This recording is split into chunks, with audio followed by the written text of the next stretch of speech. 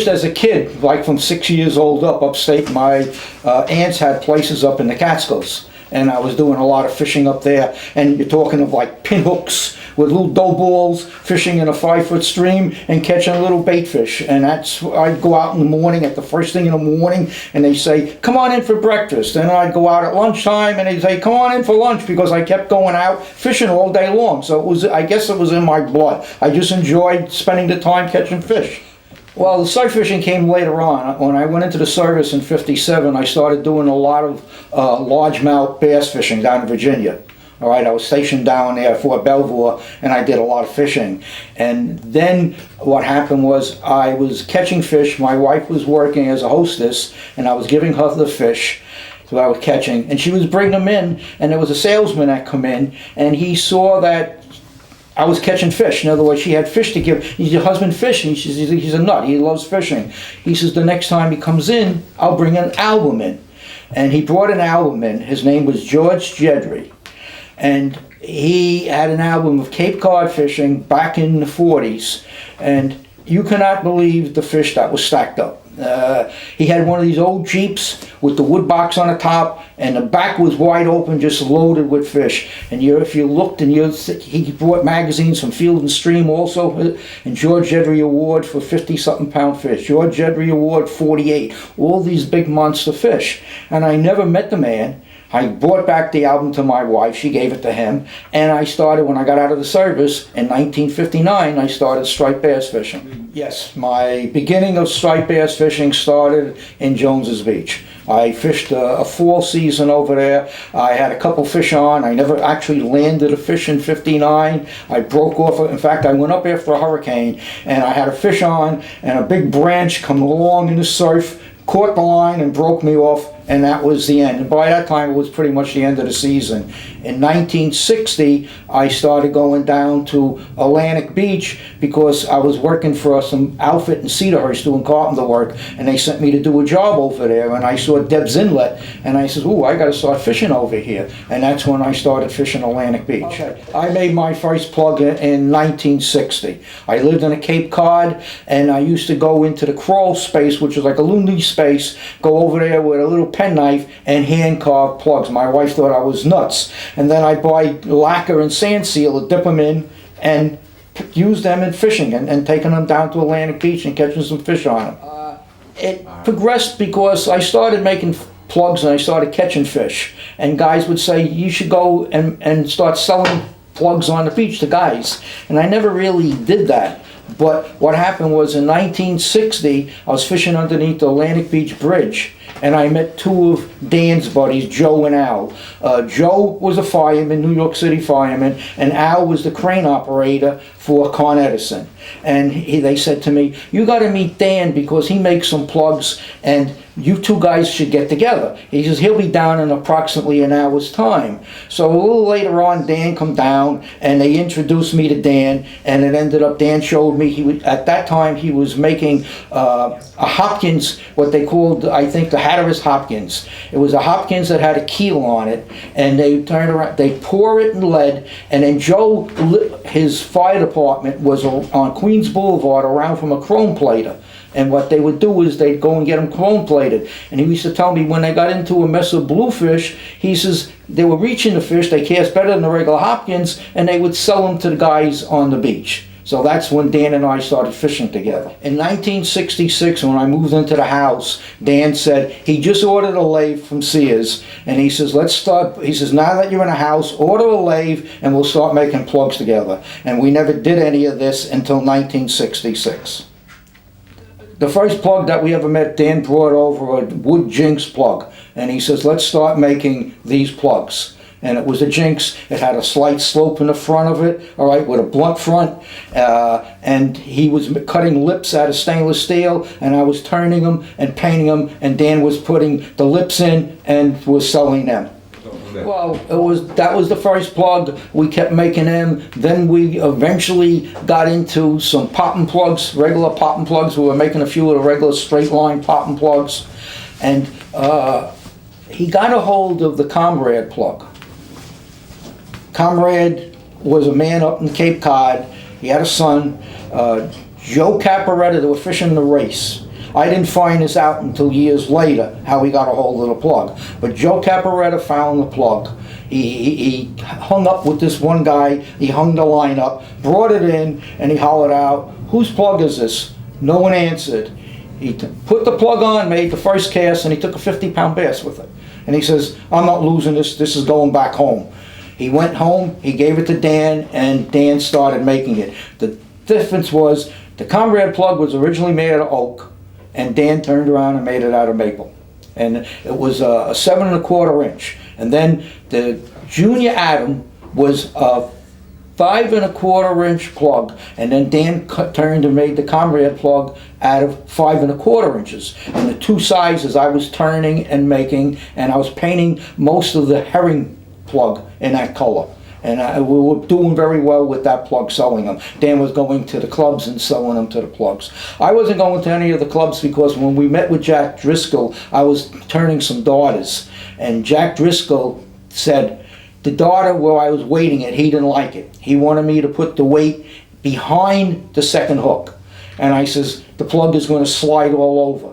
And I says, I got to go in front. He says, it's not going to cast right. I says, you're right, it's not going to cast right. But the problem is, I said, it's going to dig in and it's going to work. If you can reach the fish, it's going to work. If you put it behind it, it's going to slide and it's not going to dig in. And I got to the point where I says, then if you want to turn around and tell me how to make the plugs, you make the plugs. And Dan got me to the side and he says, you got a hot Italian temper. He says, you're going to screw up the whole deal. I'm going to handle the rest of the plug making. He says, in other words, not making, the plug selling to the clubs.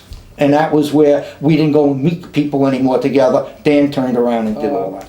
The fallout began I started fishing with Fat Willie from Atlantic Beach. The boat was the Four Daughters, and we started fishing for bass in the springtime. And then when it got to be in July and August, September, we started going out for tuna fishing. And this was probably 68, 69, somewhere in there that I started fishing for Willie. Because I was leaving here at 3 o'clock in the morning, meeting him in a boat, and we'd go over to the hook, or we'd go out to the mud hole, and we'd fish the BA buoy, and we'd start fishing for tuna. And what was happening was I kept seeing the tuna, the way they were shaped. They were shaped like a football. And I kept visualizing, you know what, we're making metal lips, and we have a normal fat front. Let's say the front is 1.125 or 1.25 inches. And then you come to the back and you make a bowling pin back. And I said, the tuna is shaped like a football. The middle almost can stay still, if you think about it. The front can wiggle, and it doesn't have much pressure to cut water because it's tapered in both ways. The tail is tapered in both ways. I says, we're making plugs that we taper the back, and everybody that was always making plugs taper the back. But if the plug is doing this, that big front is holding up the ass end from moving, because the front got to turn around. I said, I can taper the plug, and when I taper the plug, I can go into a smaller lip. It don't need the bigger lip to push water. And that's when I come up with the design of the original, what everybody called the Danny plug. His daughter made, was communion and confirmation, he came over here, and that was in May of, it had to be May of 72. 1972, he saw the plug. He was downstairs and he says to me, what is this? And I told him, it's a 6-inch plug I'm making. I said, I got a lot of fish with it. Jimmy Mafucci, who you might have heard of down in Atlantic Beach, we fished one day over in there, and I was doing a job, because I made it in two ways. I made it as a surface swimmer, and I made it as a deep swimmer. And we took a lot of fish. So he said to me, what is it, about 6 inches? He put it in his palm. He said, what is it, about 6 inches? And does it have about a 3/4 inch lip? Dan was very good at looking at something. If you showed him this, he'd get it very close. Without taking measurements, he would know approximately what he had to do with it. And that was the end of it. He saw it, he left. The family was over here. His daughter was here, Fran, his oldest son, Danny, and James, who was the youngest son, was out. He was into a band at the time, because Dan's son went to Queens College, and on the weekends Dan would come over here, have lunch, go see his son. His son would come over here at times, and that was the end of that. Now, I didn't know anything about him giving it to Lupo. He was negotiating with the trolling plug to Lupo through Ronnie Leppa. And Ronnie Leppa got him in with Lupo, and they negotiated a deal. And I knew that was going on because every time I got within 15, 20 feet of the two of them, which were usually close, they'd move away. So I knew this was the deal. That following November, I'm fishing out in Montauk with Charlie Ruger, and I had that station wagon, the Torino station wagon. It was parked down near North Bar. And what happens is, we meet Clem on the South Beaches. We're catching bluefish, and we were taking his car, parking it on the side, running over, getting fish, running back to the car, going another 3 blocks to try to keep up with the bluefish, and then we back and forth. Well, who do we meet? Clem. Clem's on the beach, and Clem had a wagoneer. And Clem says to me, what's going on? He says, what have you been doing? I said, we're catching some bluefish. He said, oh, did you hear Dan is in big business? I said, well, yeah, I know he was negotiating with Lupo on the trolling plug, but I had nothing to do with that. He says, not only that, he come out with a 6-inch swimming plug. And I knew at that time, I was the only one that was making a 6-inch swimming plug. And I said to Clem, Clem, tell me something. I says, is it tapered both ways? And he said, yeah. I says, does it have a narrow lip in the front? He says, yeah, how do you know? I says, Clem, you know what? I says, I got the car parked back near North Bar. I says, you could go, there was a blacktop road that went so far back, and then you couldn't go any further. I says, I got a station wagon back there. Meet me in an hour. And an hour later, he comes back there, and I'm back there, and I turn around, I open up the back, and I take the plug out, and I say, is this the plug that Dan is using? And he turned around and he said to me, yeah, this is the one that we tested. How the F did you get that? That was his words. I said, because I'm the guy that made it. Dan saw it in May. I says, now he's turned around and he gave it to Lupo. I come home and I went on the phone 3.5. I come home that Sunday. That was probably a Saturday. I spent 3.5 hours on the phone to him. And at the end he says, I'm going to give you half. I'm only getting 4%, and I'm going to give you half of what I'm getting out of the deal. All right? That was the end of it. That was supposed to be the deal. Okay? How I know the exact date? The date was probably the 12th, because it ended up that I saw him, because the 14th, I come home on the 13th, the 14th was my wife's birthday, and she had to go into the hospital for an operation. And she was very annoyed that I spent 3.5 hours with him rather than worrying about her going to the hospital. So I know that exact date, and that was 1973. I might have thought it was 72, but she looked at the papers, and when she had the operation, that was 1973. Yes. Well, Dan was supposed to get 4% for Lupo, whatever he gave him. There was also the daughter, the white daughter that I come up with. And Dan turned, and I asked Dan, I said, did you give Lupo that? He said, yes, but we're not putting that on the market yet. And that was that. So that was the end. It wasn't the end of him fishing together anymore, but more or less that was the end of the story of how he got the daughter. The metal lip swimmer. One of the guys just recently did an article on the metal lip, and he said, I know there was a thing that who designed it and everything else, and he says, well, if Don really designed it, why didn't he turn around and talk to Dan and have it out with Dan, and why didn't his name go on it? Because Dan turned around and said to me, you're going to screw up the deal if you go to Lupo, and I'm going to give you half of what I'm getting, and I let that go by. Okay? What happened was, I come out with the bottle plug, the 3-ounce bottle plug, and Charlie Ruger, Pete Furman, all right, and there was a guy, Bill Michelson, they were fishing Joneses all out there, and they did a job on it in Joneses, on this 3-ounce bottle plug. And some guys were using Gibbs, but Gibbs wasn't producing as much as this, because this went deeper.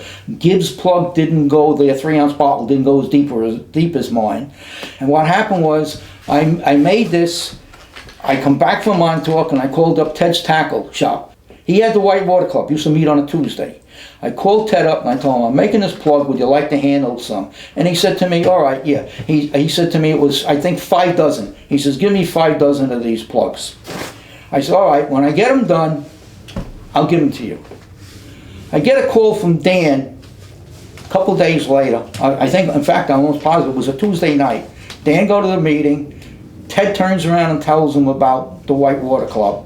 Okay, in other words, tells him at the Whitewater Club that I'm making his plug. Dan calls me up a couple days later and he says to me, when you get the plugs made, he says, I was working over in a job off Atlantic Avenue in Brooklyn. He says, I'll meet you You know, there's the gas station on Grand Central Parkway that's closed down, that stone one in between. He says, I'll meet you over there, and I'll take the plugs to Ted, and I'll save you the trip. I get the plugs done. I bring them over, give them to Dan. Dan takes them to Ted. I don't know how long later. He turns around and he brings me some money, and he says to me, Ted only had the money for 2 dozen plugs. And he gives me money for 2 dozen plugs. I'm going to go out to Montauk in August or early September, and I go into Ted because I broke the tip of the rod, and I wanted a guide to be put on, and I go over there, and Ted has a face as soon as he sees me, and he's walking away from me, and I knew something was wrong because Ted was a real gentleman, and I said, what's going on, Ted? And he says to me, well, you promised me plugs and I never got them. I said, what are you talking about? I says, you got the plugs. I says, because Dan gave me money for 2 dozen plugs. He says, you never gave me the plugs. I never got your plugs. And as he's walking, you ever go into Ted's tackle? No, you never were. He had, if you go into a bar, he had a counter with all plugs and reels and that, and then he had like a back counter where you'd keep the liquor on the shelves. It was all glass and enclosed. And as he walked away, I followed him. And I got halfway back in the store, and I'm looking at the counter. There it is. There's all my plugs, the bottle plugs, sitting there. And I said to him, Ted, there's my plugs. He says, what are you talking about? He says, Dan brought him in and told me his son made them. I don't think his son ever made a plug in his life, Danny, or James. And he says, there's the plugs Dan made. Dan's son made. I says, no, they're the plugs that I made. There's my plugs. I said, if you want, I'll turn around and send you one. You can compare them. And that was the end. When I got that news, that was the end. I never bothered to talk to Dan or see Dan afterwards. Jack used to fish with another guy. His name was Jack. In fact, he is a charter boat captain out in one of the boats. The two of them were one of the guys that started the wetsuiting out in Montauk. And Dan turned from that Jack, who was the charter boat captain. He gave Dan one of his daughters, Maple, or actually he said it was Birch, a Birch daughter, 3-ounce daughter. Dan brought it over to me. And what I could see was, and I said to him, I don't like it, because the slope was like Gibbs. It went from the front 3/4 to the back, a straight line, all right? Now, he didn't use swivels. He used links. He would drill a hole very close to the front over here, and he'd epoxy a link in. These 2 hooks would hook together. Then he'd epoxy this one in, and he'd epoxy that. In the front, I don't know, I think he turned around and put an epoxy link. I'm not sure if it was a screw or epoxy link. And I says, I don't like it. I says, the hooks are going to tangle up. And I said, that front hook, I says, when you make big casts, that's going to catch the leader in the front, and you're going to have trouble. And he said to me, well, I'll leave it up to you. You come up with a design. I said, all right. A little later on, he calls me. He said, I got an order for a bunch of his plugs to order. I think it was, 4 dozen of the plugs. He says to me, I want you to cut the bodies. He says, cut the bodies the way you want. He says, but don't drill the holes, because I'm going to go ahead and I'm going to do it like Jack does. All right. I made them up and I gave them to him. And I made some for myself, except I put the through wire. The only difference was I didn't put a weight in any of the plugs. I decided I'm not going to put a weight in. And I go out to Montauk, and Dan got the plugs. I go out to Montauk, it was in September. Dan sat in the car, he was into stocks, and he was reading the stocks. And I went down to fish, and who was there was Richie Andrus, they were fishing bucktails, and there was a Chinese guy named Ken. They were fishing, and they had 4 or 5 fish there. It was in the middle of the afternoon, it was roughly around sometime between lunch and 12 o'clock. And I put the darter on and I cast it out. It was a mackerel finished darter, and I had a bucktail on the end. Cast that out and I get a bump. But I wasn't sure if I banged the rock or if it ended up with a hit. And I cast out again, I got another one. And I says, I remembered years ago from fishing Caswell's, I says, let me pick up the speed. Cast that out, especially that it was in the middle of the day. I started cranking faster, I got 1 fish. I ended up with 4 or 5 fish. Ken says, what the hell are you doing? It's daytime, you're not supposed to use darters. So I said, tell that to the darter. I says, this is it. So they got up and they started fishing. Dan come down, he looked, and he says, what's going on? I says, do you have any of the darters? He says, no. We got a plug from Hennings years ago. I'll go back to that. But what happened was I told him, I says, the daughters, did you drill all of them out with the links?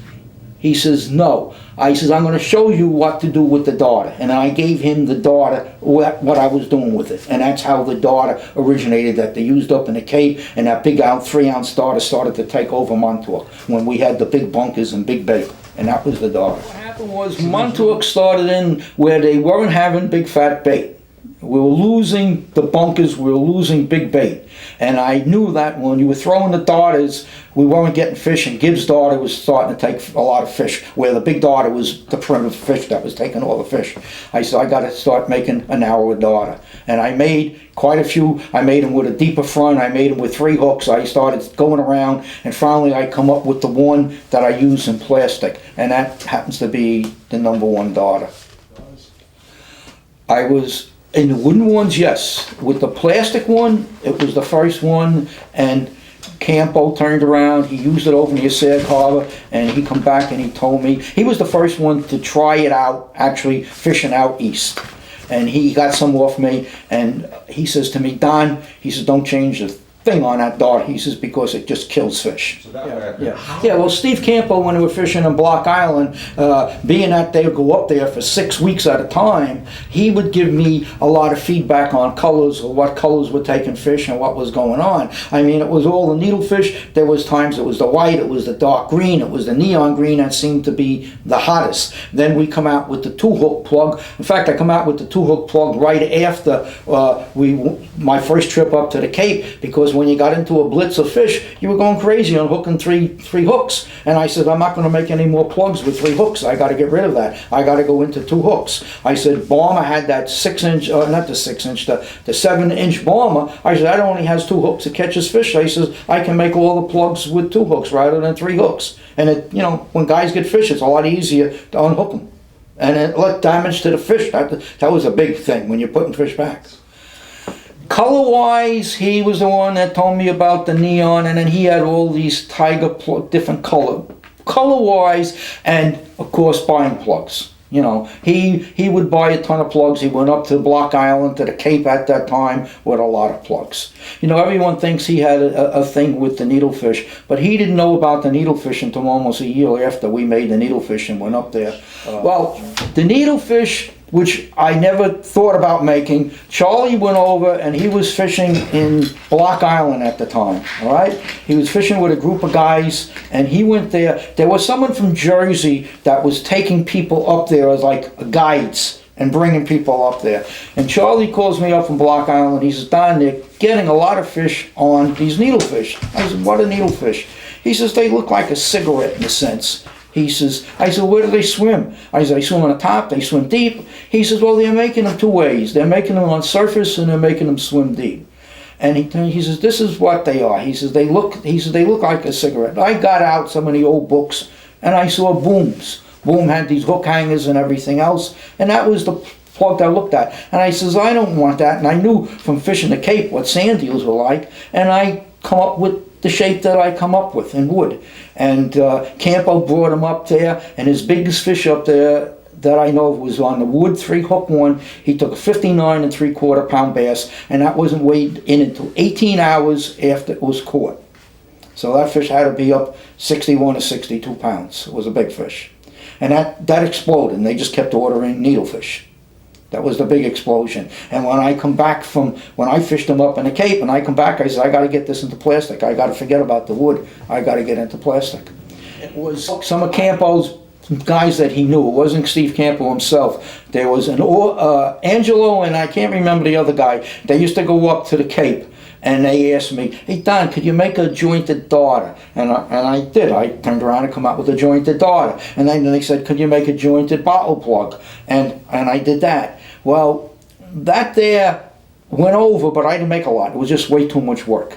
And I think I was only charging like $6 for that plug back then, which was ridiculous.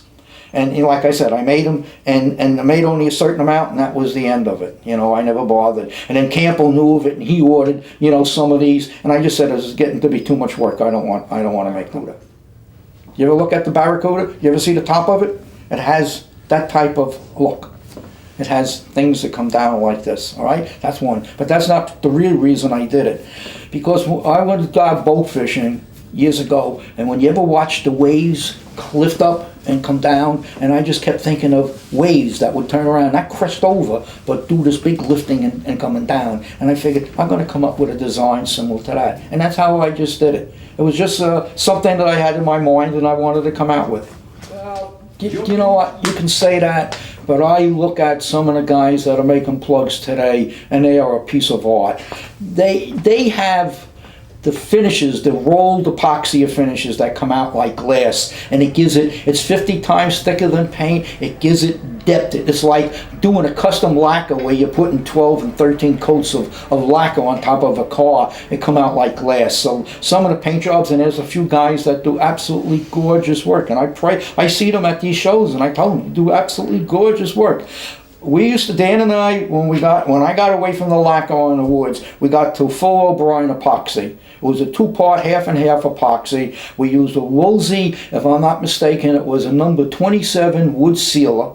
All right, it was a white wood sealer. I think it was a 3-to-1. That's all it was, three resin to 1 hardener, and we would do that finish. And they come out very, very nice. I mean, they don't come out like the glass ones they do today, but they come out very decent. And it was a very hard finish. In 1983, we went up to the Cape and we started fishing needlefish. And we started killing fish. It was early in the season, so there was a lot of fluke around. We were catching more bluefish than we were bass. I think Charlie Ruger and I, we must have put about 1,100 pounds of bluefish on the beach in the one night. Guys were casting over us, casting to the sides of us. They couldn't understand. If they had 4 or 5 fish, they were lucky. And if you made 20 casts and then you made your 21st and you didn't get a fish, you said, what happened? You couldn't believe, what was going on. Glenn Hauserman was killing the fish next to us. He lost the plug. And a couple minutes later, or 20 minutes later, there was a guy to his right and started catching fish. And I says, well, they're getting fish on something else. A little later on, Glenn walks over and he says to me, I tangled up with the guy next to me. He says, the plug that I lost, that needlefish of yours? He says, he got it. That's why he's catching all the fish. I mean, it was just amazing. They wanted nothing but them plugs. And I said, when I come home, I got to put this into plastic. I can't keep fooling with the wood anymore. I got to get into plastic. I always wanted to go into plastics. From 1960, around 61, I was hand carving plugs. And I come up with these little swimmers, all right, little wooden swimmers.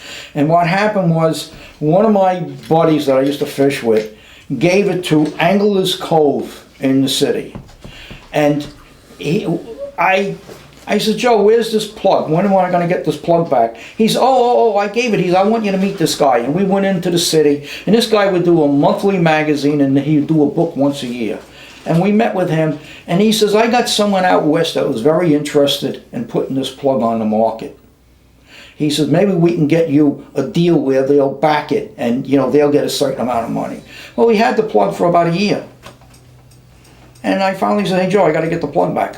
What's going on? And then I went to the post office. I put some drawings in it. I put one of the plugs, and I had it wax sealed and mailed to myself. And I still have it down in the basement. Well, approximately a year later, Scientific Anglers out west come out with the Rebel. And the plug is very, very close to the same, except it has a different lip. I used to take the ice trays. And if you looked at the old ice trays, they do have like a little puncture, like a recess in it, and I'd cut that around and I'd put that into the plug. And you know what kind of a lip the Rebels come out. And that's when I went it. I met with Jameson Plastic. Ralph Verney was their guy who would turn around and do all the contracting on it. I met with them, and at that time, for $3,000, I could have went into business in color for 15 cents a piece having the plugs made. And my wife says, we got money for a house, let's not do this.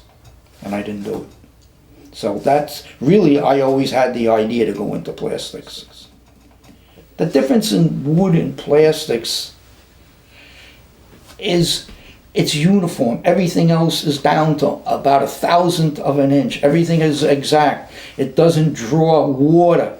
When you make a wooden plug, you're always going to get a certain amount of water in it, no matter what. And you never know where the poorest part of the plug is going to be. It can be in the top, it can be in the bottom, it can be in the sides. If it's in the bottom, it's not bad. But it's like what happens to your doors in August. Just from humidity, they start sticking, the drawers start sticking. Now you're putting the plugs in the water. Weigh your plug before you start using it, and then weigh it a couple hours after and see the difference. I knew I had to get out of wood. Yeah. The first plug that we come out in plastic was the needlefish.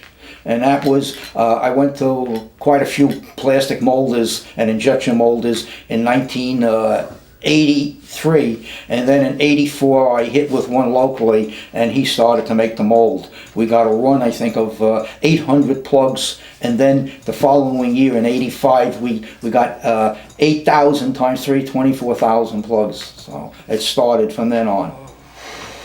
Really, the plug that I enjoy using the most is the little metal lip swimmers, the 6-inch and the smaller one. Now that there's whitebait around, the 6-inch swimmer I enjoy using more. That's my favorite, more or less, plug to use. I love watching them when they come up and they explode on the surface on that plug. As far as making plugs go, any of the wood plugs, the easiest plug in a sense to make is your metal lips, because you got a blunt front or a little curved front, and you cut a slot and you put a lip in it. It's maybe more difficult in balancing the plug, but it's one of the easiest plugs to make. If you're making a popping plug, now you got to concave it out, and you got to put a big massive piece of weight in it. If you're making needlefish, you're really fooling with very, very thin plugs, and then you got to do drilling out that center, and most of my plugs are always made of maple, so that becomes a job and a half. Daughters is a lot of work in bottle plugs. You got the fronts and all that work to do. So the easiest is metal lips. Absolutely. I wish I would have put the metal lip on the market. I wish the mold maker that we were working with, he didn't retire. Probably every 2 years we would have probably had another mold made from him. I would have probably had a small metal lip, a 6-inch metal lip. I don't know if I would have went into the bigger ones, because they really, for the amount of money that you got to spend to get a mold made and for the amount that you're going to sell in bigger plugs, that's why freshwater, everyone goes into these tiny, tiny plugs. They just keep moving. I don't know. Then there was the pencil popper that we were have made. It got made. We got some prototypes that got all screwed up from the guy that made them. Color-wise, I think right now Steven is probably putting out more colors than anyone on the market as far as it goes. He puts out a ton of different colors. We're not into the holograph finishes. Everything is done by hand, all hand sprayed. So, there was a place in Brooklyn that I was a union carpenter and we did schools. Eddie Pizzagordi was the, up in White Plains, actually Mount Vernon, he had a cabinet shop. I'm talking of a tremendous cabinet shop that used to supply the schools with all the cabinets. And through him, I got the name of a lumberyard in Brooklyn that would supply all the lumberyards with lumber, plus all the big cabinet makers that were doing a couple $1 million worth of business a year. And they gave me the in, and I got one over there, and I would buy the wood from them. Well, torpedo, when like on the surface, when you saw a World War II torpedo going at something, when it would drop it from the planes and it would just skin underneath the water, and that's when I come up with that name, torpedo surface swimmer and torpedo deep swimmer. I had that on there. Them plugs were made actually. Was in basswood, originally was in basswood, and I made it in a deep swimmer that weighed 3 ounces, just under 3 ounces. There was a limit. If you hit 3 ounces or stayed over 3 ounces, the plug wouldn't float anymore. It would turn around and get a very, very slow sink. If it was under the 3 ounces, it would turn around and lay on the top. In other words, float, but it would dive down. Steve Campo says at the end of Breezy, that plug would go down to approximately 13 feet. They would feed out line, cast, feed out line, and then work it back. The ones made out of basswood, he says, would go down to about 11 feet, and they were 2.5 ounces. And then I made the 2.5 ounce surface swimmer that would swim on the surface, or depending on the condition, I changed the wire the slightest bit. If I have calm, flat water one day, I have the wire way down. I keep it right on the top. If the water gets a chop and now you're starting to work the plug and the plug wants to swim and then starts to roll on you, then I turn around and bring the wire up, maybe a 1/16 of an inch, that I keep it 5 or 6 inches a foot underneath the surface. So that's the way I do it. What was the... Well, I help Stephen. I make some wires up for him and that. If there was something to design, I would turn around and do the designing on it. But that's my only thing. There's nothing else. Colors, maybe I'll and Stephen's been doing a tremendous job with the colors. Maybe once in a while I'll make up some patterns for like the mackerel finish for the new one, what you call like a chicken scratch. That there, I'll make up some templates on stuff like that. He might want to show you some of the templates. Things like that, that's about it. I'm still down here fooling with some wood stuff, doing some designing of stuff that I made back way before Campo left. He saw some of the things and he said, "You're going to put it on?" But we lost the mold maker, and that's our big problem. And then we, like I said, Stephen, we tried another one and the guy screwed it up, so now we don't even want to really get into it anymore. Used to, the age is catching up to me now. I mean, let's face it, I'm 77 years old, so it's not where I enjoy it like I used to. I mean, really. I used to go down here and spend, and I still, days out of the week, I'll spend a whole day, a couple days out of the week spending just working on stuff, but it's not really why I enjoy it. I enjoy, like Charlie Ruger would say, you enjoy the designing, you don't enjoy the making anymore. I don't. I'll make a couple plugs and I don't want to bother. No, honest to God, you know, one of the guys, Paul Reynolds said to me, someone come over and said, "Oh, you're done." Really, I tell, and you can ask Fred, when I'm out fishing and I'm fishing with don't ever use my last name. Just say, "Hey Don, I don't want it, I don't need it." I made plugs so guys could catch fish. And my biggest thing right now is, you got a son? My biggest thing is, if they can go out and catch fish on the plugs that I'm making, or anybody's plugs, and get the kids involved in fishing rather than with drugs and all the other crap that goes on, I accomplished something.